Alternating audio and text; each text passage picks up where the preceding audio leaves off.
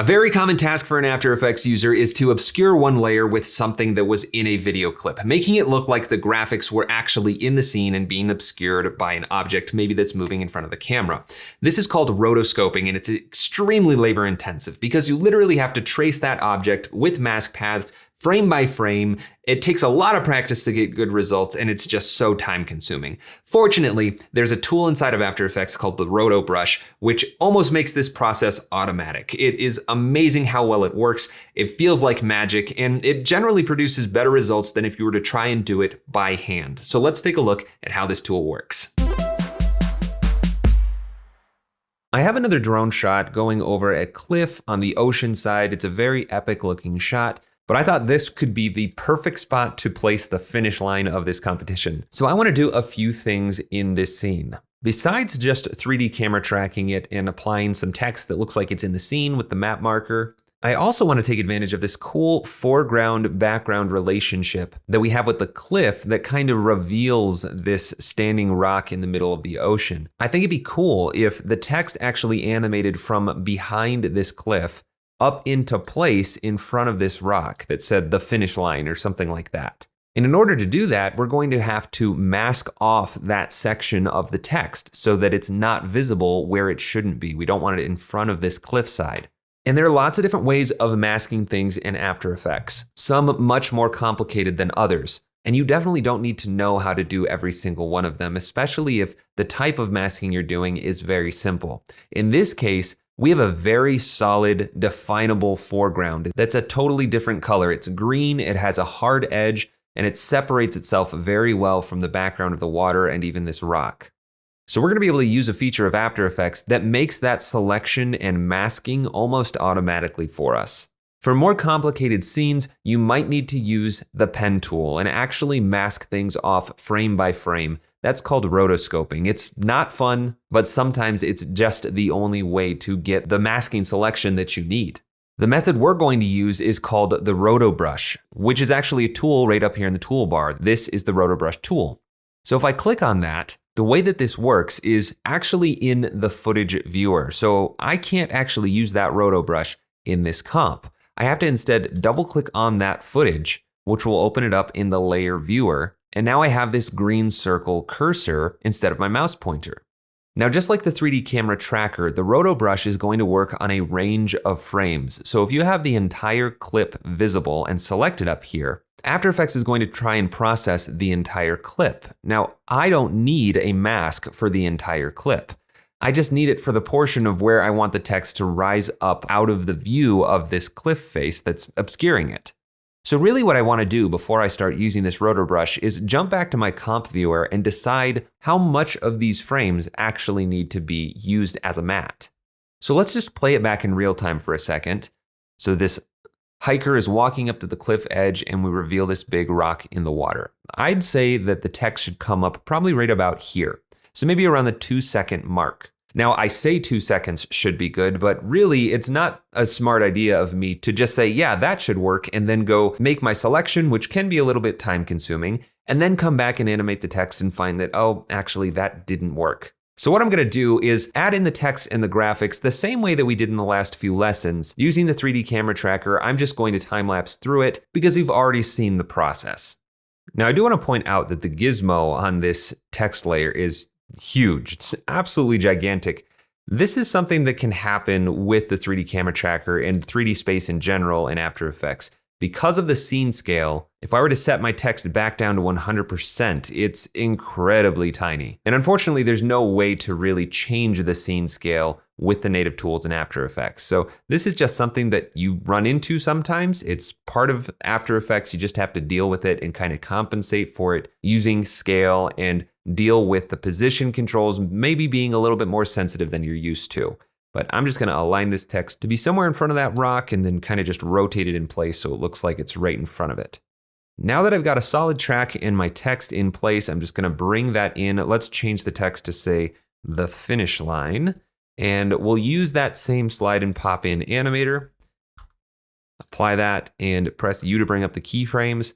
Like I said, I want this text to come in right around the 2-second mark. So that's where I'll shift the keyframes over and trim that layer 2. but I don't want it appearing from above. I want it to slide in from below. So I'm going to go to my position offset control and just slide that down until I can see that my bounding box is going all the way beyond this green boundary. The text isn't hidden by that green boundary yet, but I'll at least know that's where the text is going to come from, and I can play this back to kind of get a sense of the timing. So we've got this big opening sweeping shot when the text comes in and the camera continues to push in towards the finish line. Cool. Now I'm just going to reposition some stuff and get that map marker back in place. So now that I'm watching this back, I think it probably takes a little longer than it needs to before the graphics come on. So I'm gonna have that marker come in maybe a second in, and that'll be followed up by the text layer not long after it. I also think the text is coming in pretty quickly, so I'm just gonna extend this length of the two keyframes out a little bit so that it all slides in a little bit more smoothly and takes its time. Since this is a longer shot, I'm not gonna be doing any speed ramping, but I think that's working out pretty well. Now, obviously the map marker shouldn't say number 1. Why don't we just change it to a higher number? We'll go into the essential properties, set a keyframe so we can double click on it to edit, and we'll just say maybe 9. Click OK. And it is pretty hard to read over that light sky background. So what I'm going to do is just add a drop shadow effect to that layer. So I'll search for drop shadow, bring it out to the map marker, and let's pick a color that's kind of in this water here, a darker blue, so it's not so drastic. I'll zoom in here, probably turn the distance all the way down to 0 and increase that softness out a lot. The opacity might be even higher than it needs to be. I just want this to subtly give some contrast between it and the background so it's easier to read without it looking like we're actually affecting much of the background. So yeah, that's definitely easier to read now. I've got my text in place. Now how are we going to mask off that text? Well, now that I have the timing of my text and my graphic set, I know exactly how much of this cliff needs to be masked off, starting with this frame right here. So I'm just going to temporarily press B to set my work area's in point, so I know that's where I'm going to start my mask. And then I'll move forward until that last line of text, that third word, is completely above the green cliff. And I'll know that's where the end will be. So I'll set the end work area, pressing the N key. Now I can go into that layer by double clicking on it. After Effects is going to give me this warning about the 3D camera tracker. I don't need to worry about that. I'll just select my RotoBrush tool. And what I want to do is with that green circle, just draw a line by clicking and dragging across this green cliff. And you saw that warning banner went away for the 3D camera tracker. But as soon as I let go of my mouse, we're gonna get this magenta outline that is kind of around where I drew my line. What the RotoBrush is trying to do is find the defined edges around where I painted that line and make a selection of it. Now I can increase the size of my brush, that green circle, if I hold Control or Command and then click and drag to the right. Left makes the brush smaller, right makes the brush bigger. I'm gonna go with the bigger brush because I really wanna get all of this green. So I'm gonna click and drag again, making sure that I don't overlap the ocean. And this will give After Effects a better idea of what I want. And look at that. It almost perfectly made a selection of that foreground. Now it's not 100% perfect. If I zoom in, you can see that it's grabbing some of the cliff. I definitely wanna clean that up. So I'm going to Control, click and drag to the left to make my brush smaller. And you see that in the middle of that green circle is a plus. If I hold Alt or Option, it's gonna switch to a red minus. What this allows me to do is tell After Effects, actually, no, I don't want this portion. So I'll click and drag on these little parts of the rock that go beyond the cliff, and After Effects took off too much. So this is a little bit of a back and forth with this tool, but I'm gonna keep going back and forth until I've got a closer selection to what I actually want. I think that's a great first frame. Now, if we look down here in the timeline for the layer viewer, I have a green highlight right over where my playhead is. Remember, this is the frame that I double clicked on the layer on, so that's what this playhead corresponds to, that frame. I don't need to worry about anything before this point. And that's what this little handle is for. It's the RotoBrush's in point, basically. And on the opposite end is the out point for the RotoBrush. And you'll notice that there are little arrows pointing in either direction from that playhead where I drew this first brush. And that's because if I were to go forward one frame, and I'll just press the page down key to do that, After Effects is going to look at that frame, analyze it, and try to make the same selection around that frame's contents, basically tracking what I had selected in the previous frame. I can do that at one more frame again, and it's going to update. I could even press Shift and page down, which will jump 10 frames forward. And you see that the RotoBrush was propagating those new frames, basically tracking that selection across the time. Now, if I were to move my playhead back in time, it's going to start analyzing those frames. And I don't need to spend any resources or time analyzing those frames since I don't need anything masked off at that point.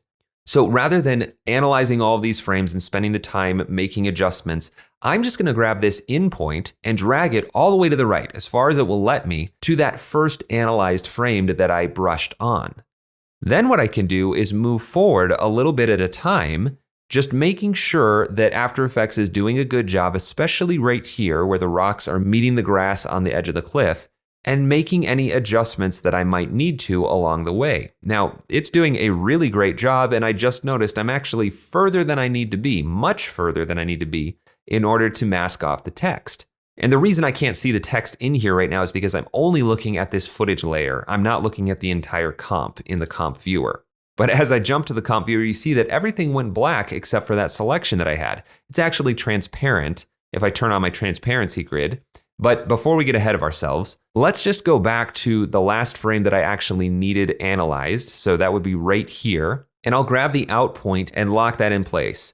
And I want to make sure that it's actually on the right frame. So I'm going to press the plus key to zoom in a little bit. And yep, that is the last frame that I need analyzed. So plus and minus will zoom in on the timeline in the layer viewer as well. But I'm very happy with the way that that worked. I don't think I'm going to have to do any retouching beyond what I initially did on that first couple of frames. The next step of this process is to just come over to this button on the right that says freeze. This is going to cache and lock the RotoBrush selection. So if I click on freeze, it's going to take a second to have to analyze, and this is again why I only wanted to do the portion of frames I needed to mask. But that selection went from green to purple, so I know now that is locked in place. I can't use my RotoBrush anymore unless I unfreeze it, but I have a new effect added to the layer, RotoBrush and Refine Edge. And if I go back to my comp viewer, now I have the masked off footage with more refinement controls that I can adjust using the RotoBrush effect. Now it's called RotoBrush and Refine Edge. Refine Edge is for soft edges, hair, leaves, things where you need very fine-tuned control over the selection. It's more of an advanced topic. We're not going to get into it in this class. And for this particular shot, we definitely don't need that level of control. But what I'm going to do is select that layer and rename it by pressing Enter and then just type foreground. And then I'll duplicate the layer with Controller Command D and I'll call this background and just remove the effects. So I'm going to delete the RotoBrush. I'm going to delete the 3D camera tracker, drag it to the background, and it looks like we're back where we were before. But if I solo the foreground layer, we can see that now we have a section of that clip that is only the foreground. So I'm going to trim that layer, the foreground layer, to that selection. I'll go to the front of my work area, hold Alt or Option on a Mac and press the left square bracket. Then I'll go forward, hold Shift to snap to the end of my work area, Alt or Option in the right square bracket. And now that portion of the clip is only going to exist in that section of my comp. So I'll unsolo this and move that foreground to the top of the comp. And it's as simple as that. Now I have a foreground layer that I can just place over top of the text, and it's going to appear like the text is coming out from behind that cliff edge. Again, it was not a lot of work. Believe me, it is much less painful than actually rotoscoping that out by drawing mask paths by hand. And honestly, the RotoBrush probably did a better job than I could have by hand. And you might be thinking, well, this is a really simple example. It's a slow-moving cliff and it's very defined edge. And you're right, it is a very easy shot for the RotoBrush to pull off. But I've used the RotoBrush to pull off much more complex shots before, and it never ceases to impress me how well it can work.